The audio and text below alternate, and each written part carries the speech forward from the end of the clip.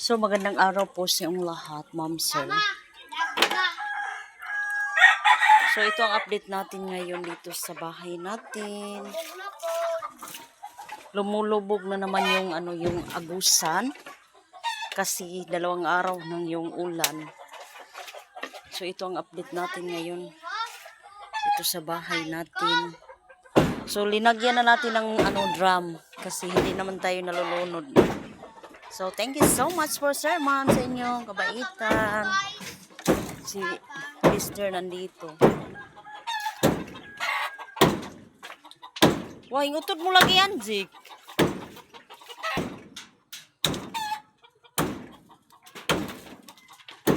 So, pinutol ni Mr. yung natin.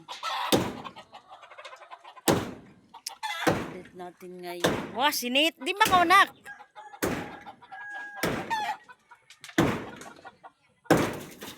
So, ito yung bangka namin. Hindi na nagamit ni Mr. kasi. Pare, butas. May butas na talaga. Pag bumabaha na, nakunin na ni ate yung sister-in-law namin. Sister-in-law ko, kunin na yung bangka nila.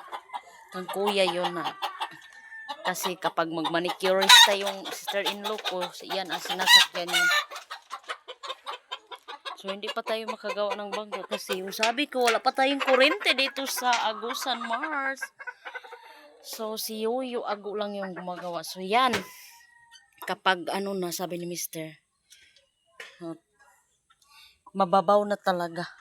Sabi ni Mr. Pagkatapos niya bukas ng boxnet, plastarin na niya yan. Plastaron. So, i-update ko kayo dito sa likuran natin ng bahay. Ito na naman ang update natin ngayon dito sa ating likuran. Oh. Hindi na nalulunod. Thank you, Lord, sa natin. Taas pa ito ni pwede ani ang mga kuan kahoy. Jik, ato na kay sinitan. Labuaya. Yung mga bulaklak ko dyan, mga saging, mga garden namin doon ko lagay.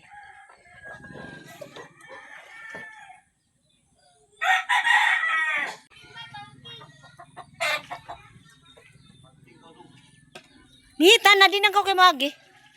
Kaslugi ra ba? Tago muna itong manok. Sabi ko kay Mr. yung manok, tinatago na niya. Ito walang laman. Walang laman yan. Walang laman. Yan mayroon. Hanira ba lagi ang unsoy? Ihawon ta na ini. Ihawon.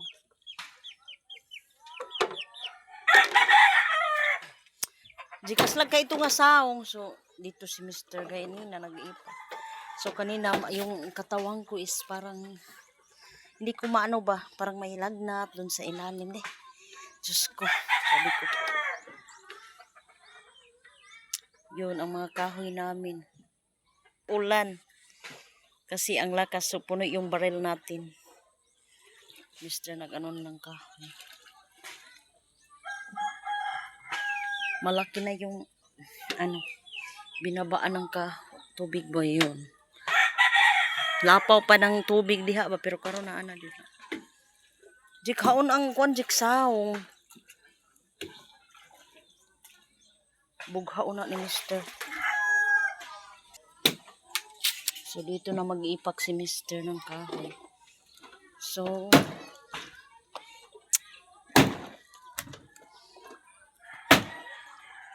malinis tong natin. So ito ang update natin ngayon dito sa kusina.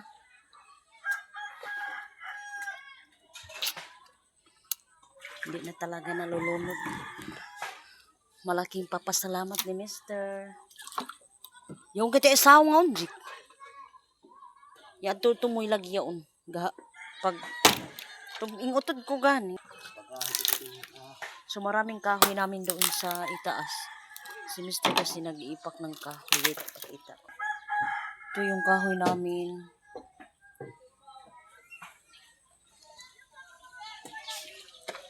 Sa itaas. Nauwan. Nag-ipak na si Mr. kasi mababaw na.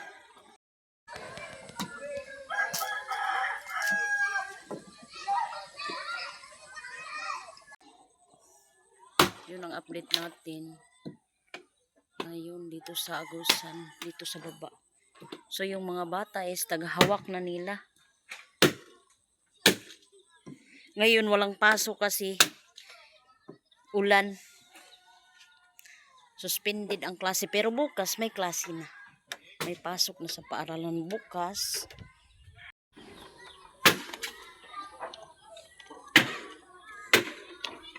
Dito tayo.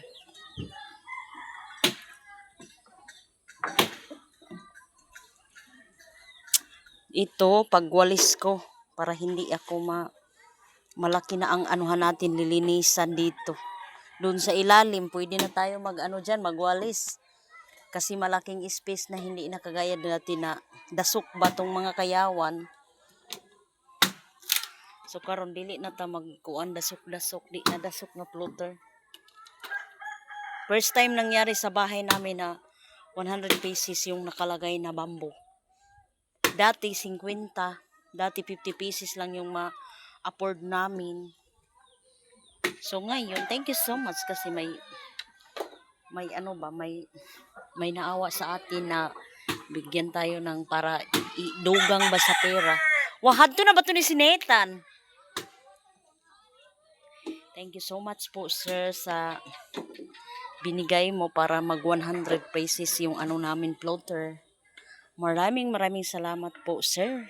Ma'am, saludo po ako sa inyo po. Panginoon na po magsukli sa inyo ma'am, sa inyong kabaitan po. Sana more blessing pa sana mo dumating sa buhay niyo. Si Gistuni Si Gistuni nagano sila ng bamboo. Babaw na dyan sa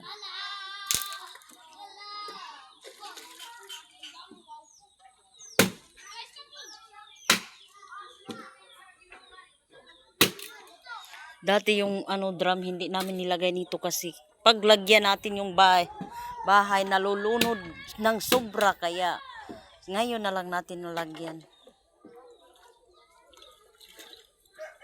Sabi ni Mr. na daw yung pakiramdam niya ba? Hindi na nag-alala sa bahay na nalulunod. Sabi niya okay lang ng bangka kasi makapanghiram na tayo kapag maghiram lang kapag pumunta dun sa lake. Kasi makaintindi naman yung mga tao na wala pang kuryente, hindi pa tayo makagawa ng bangka. Sabi ni Mr. Itong bahay talaga yung naproblemahan ni Mr. Pero sa ngayon, bangka na naman yung problema namin. Sana makita na yung lupa para bumalik na naman yung kuryente natin para makagawa na agad ng bangka si Mr. Kahit wala pang bayad, utang muna. Man lang yun si Yuyo. Magsabot sa among sitwasyon. Dik, undang na. Sabi ko ka Mr. Undang na.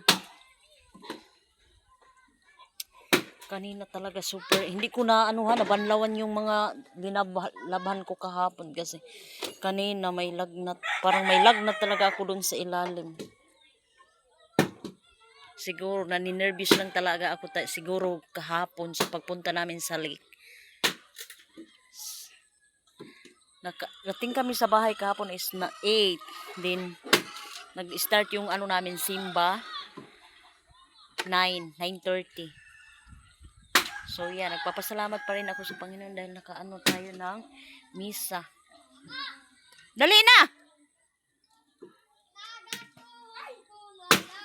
Babaw na pala. Wipe isak sa dryer. Jika mo ba?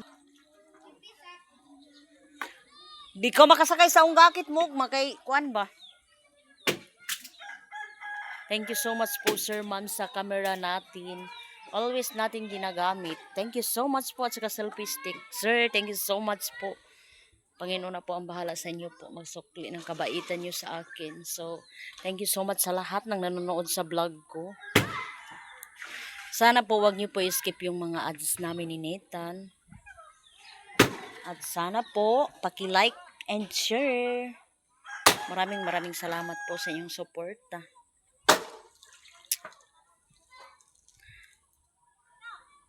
So yan, lumulubog yung agusan natin.